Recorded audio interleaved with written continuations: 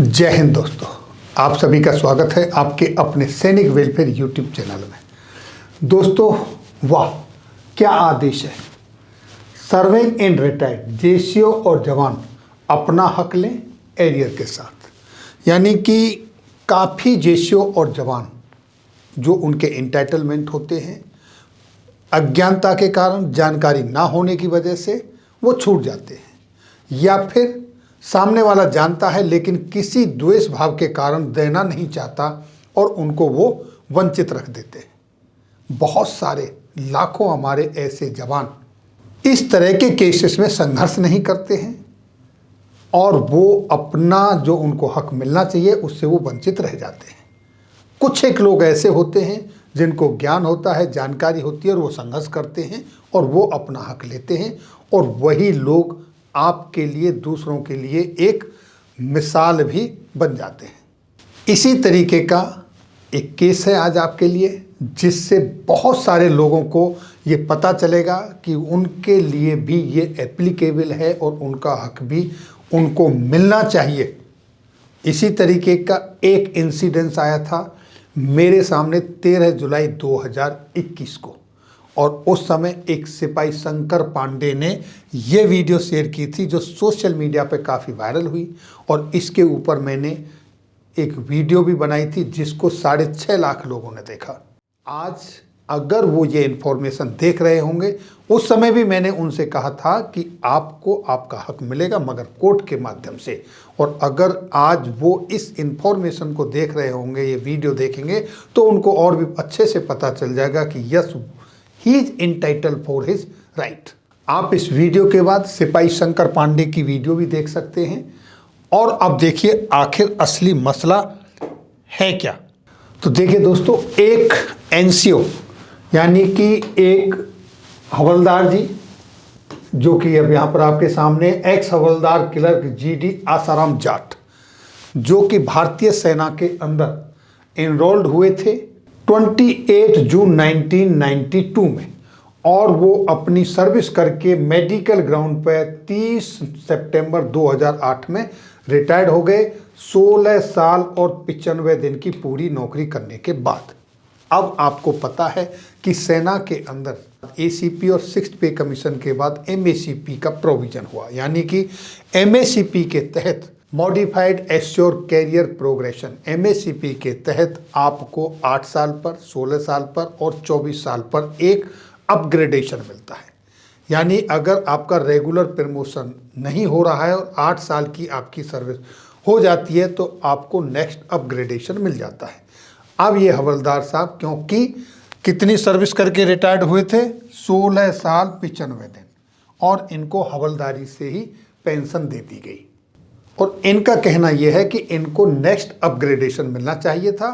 लेकिन इस मामले में जब कैलकुलेशन हुआ तो उस समय इनकी जो सर्विस थी वो थी 7 साल 9 महीना, यानी कि 92 डेज कम थी पूरे 8 साल होने में।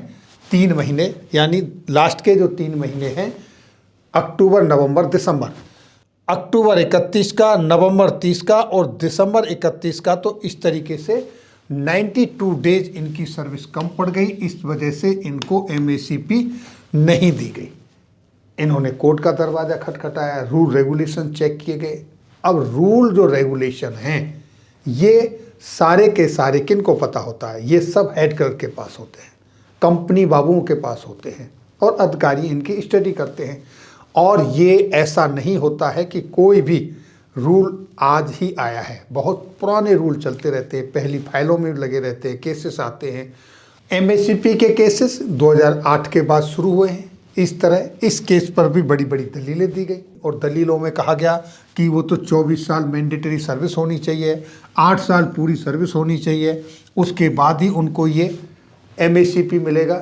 लेकिन नहीं, क्योंकि ये हवलदार साहब क्लरिकल जॉब से थे तो कुछ नॉलेज रखते होंगे, इसलिए उन्होंने शॉर्टफॉल होने के बावजूद भी 92 डेज, 8 साल पूरा नहीं होने के बावजूद भी इन्होंने संघर्ष किया, और वो संघर्ष करने के बाद तब पता चला कि यस इसका भी रूलिंग है, कुछ कंडोन किया जाता है, कंडोनेशन मिलता है। वो किस रूल के तहत मिलता है और उसका एविडेंस क्या है, ये सारा मुद्दा अदालत के सामने रखा गया और अदालत में जब ये मुद्दा रखा गया तो अदालत ने इनके केस को कंसीडर किया। किस रूल के तहत किया ये आप देखिए।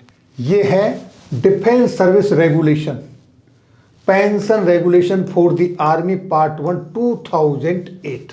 ये एक रूलिंग है 2008 का है और इस रूलिंग के मुताबिक इसके पैरा 18 के तहत ये देखिए, यहां पर मैं आपको इसे थोड़ा सा जूम इन करके दिखाता हूं ताकि आप इसे आसानी से पढ़ सकें। ये देखिए ये क्या रूलिंग कहता है आपके सामने। हाफ ए ईयर्स पेंशन और ग्रेजुएटी 18 का A, in calculating the length of qualifying service fraction of a year equal to 3 months and above, यानी 3 महीने और उससे ऊपर लेकिन 6 महीने से कम, वो क्या किया जाएगा, उसको ट्रीट किया जाएगा as a complete half year, यानी कि वो हाफ ईयर के 1/2 ईयर के बराबर है। और अगर इसी को 9 months एंड एबव है तो वो again complete and half year, तो यानी इस तरीके से वो 1 साल में ट्रीट हो जाएगा। यहां पर ये कहा गया, लेकिन यहां पर एक चीज और जोड़ी गई है, this shell however not be applicable for completing minimum qualifying service for pensionary award. जब आपको पेंशनरी अवार्ड देने के लिए मिनिमम क्वालिफाइंग सर्विस आपकी काउंट होगी तो उस कंडीशन में ये एप्लीकेबल नहीं होगा। तो फिर ये किसके लिए होगा, ये होगा आपके पेंशन के जो पेंशन और ग्रेजुएटी के बेनिफिट के लिए होगा। अब यहाँ पर पेंशन तो उनको मिल रही है, अब यहाँ पर उनको एमएसीपी का बेनिफिट चाहिए, उस कंडीशन में ये उनके लिए एप्लीकेबल होगा। If the total period of qualifying service of an individual exceed completed year by 6 months और मोर, the amount of this pension or gratuity will be computed। ये है लॉ, इसका हवाला दिया गया। और इसके जब तरह के केसेस बहुत सारे हुए तो उन केसों के संदर्भ में सीजीडीए की तरफ से, एमओडी की तरफ से भी कुछ क्लैरिफिकेशन दिए गए। और दूसरे केसेस ऐसे भी आए जहां पर बंदे ने सर्विस तो पूरी की है लेकिन उसके पीरियड में या तो वो ओवर स्टे रहा है छुट्टियों के दौरान, ओएसएल रहा है, या वो एडब्ल्यूएल रहा है, एब्सेंट विदाउट लीव। उस पीरियड को भी काट के लोगों को एमएसीपी के बेनिफिट नहीं दिए गए हैं। ऐसे बहुत सारे केसेस हैं, उनके संदर्भ में भी एक आदेश है, उसके रिगार्डिंग भी एक क्लैरिफिकेशन दिया गया है। वो किस तरीके से है, इस संदर्भ में भी कोर्ट में केस गए और उन्होंने जीता है, वो मैं आपको दिखाता हूं। ये देखिए एक लेटर आपके सामने, यहां पर ये कहां से आया लेटर, ये किसका है, controller general of defence account CGDA की तरफ से। और इन्होंने लेटर दिया है, कौन सा लेटर दिया है, उसका रेफरेंस क्या दिया है, ये देखिए। ये लेटर है additional director general personnel services AG branch सेना मुख्यालय का 3 जून 2016 का, जिसकी कॉपी तमाम जितने भी जहां जहां जानी चाहिए वहां दी गई है। और सब्जेक्ट क्या है, clarification regulation deduction of non qualifying service on AWL OSL while granting MACP scheme, यानी कि जब एमएसीपी स्कीम दी जाती है उस समय जिनको एब्सेंट विदाउट लीव या ओवर स्टे लीव का नॉन क्वालिफाइंग सर्विस कह के काट लिया जाता है और उनको एमएसीपी का बेनिफिट नहीं दिया गया है, उसके संदर्भ में कहा गया है कि ऐसे जो केसेस हैं, a case was taken up with the government of India ministry of defence regarding clarification to whether non qualifying service on being absent without leave or over stay leave should be deducted from total service by JCO ORs, यानी JCO और जवानों के संदर्भ में ही है, while granting MACP upgradation or otherwise. यहाँ पर ये लिखा है, तो इसके बारे में क्या कहा गया है, एमओडी की तरफ से क्लैरिफाई कर दिया गया है एकदम स्पष्ट शब्दों में कि such cases can be accepted for counting AWS or OSL as a regular service. यानी कि उसको नॉन क्वालिफाइंग सर्विस नहीं कहेंगे और वो रेगुलर सर्विस में काउंट की जाएगी। और ऐसे केसेस में भी जो इस तरह से प्रभावित हुए हैं उनको MACP का बेनिफिट दिया जाएगा। ये भी तब निकल के आया है जब लोगों ने कोर्ट में जाकर केस किए हैं और केस करने के बाद ये सारी चीज़ें निकल कर सामने आई हैं। एक सीधी सी बात है कि अज्ञानता सबसे बड़ा अभिशाप है। आप इंफॉर्मेशन लीजिए। मैं ये कहता हूं कि सेना के अंदर जितने भी ट्रांजिट कैंप हैं, लोग आते हैं जाते हैं और ट्रांजिट कैंपों में रहते हैं। कभी कभी तो रास्ता ब्लॉक हो जाता है, वहाँ जगह भी नहीं रहती स्टे करने की। ऐसी जगह पर इस तरह की क्लासेस होनी चाहिए ताकि उनको उनके कायदे कानून, आर्मी के रूल रेगुलेशन, इस तरह की अवेयरनेस उनको देनी चाहिए। हमारे बाबुओं को, हमारे अधिकारियों को और इंडिविजुअल को इन सब से वाकिफ़ होना चाहिए ताकि किसी का हक ना मरे और अननेसेसरी जवान जेसीओ या अधिकारी परेशान होके कोर्टों के न्यायालयों के चक्कर ना काटें। तो ये जो मसला था ये कोर्ट गया और कोर्ट में क्या वर्डिक्ट आया अब वो सुनिए आप।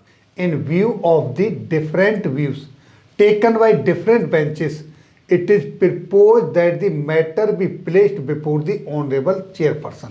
यानी कि ये मुद्दा अब ऑनरेबल चेयरपर्सन के सामने रखा जाएगा।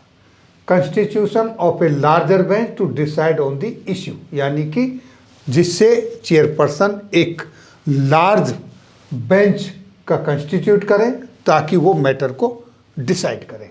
और ये जिम्मेदारी है प्रिंसिपल रजिस्ट्रार की कि वो ये ऑनरेबल चेयरपर्सन के सामने ये मैटर ले जाकर रखें। तो एक लार्जर बेंच बनेगी और वो बेंच डिसाइड करेगी। तब तक के लिए एडजॉर्न साइन डाई, यानी कि ये लैटिन वर्ड है, इसका मतलब ये होता है जब तक के लिए इस केस को एडजॉर्न किया जाता है, यानी कि इसको आगे बढ़ाया जाता है विदाउट कोई निर्धारित तिथि के। तो दोस्तों अब जब लार्जर बेंच बैठेगी तब इस पर डिसीजन होगा। OSL एंड AWL इस पर डिसीजन हो गया है, वो नॉन क्वालिफाइंग सर्विस नहीं क्वालिफाइंग सर्विस में काउंट की जाएगी और उसकी वजह से अगर किसी को MACP रोकी है तो वो मिलेगी।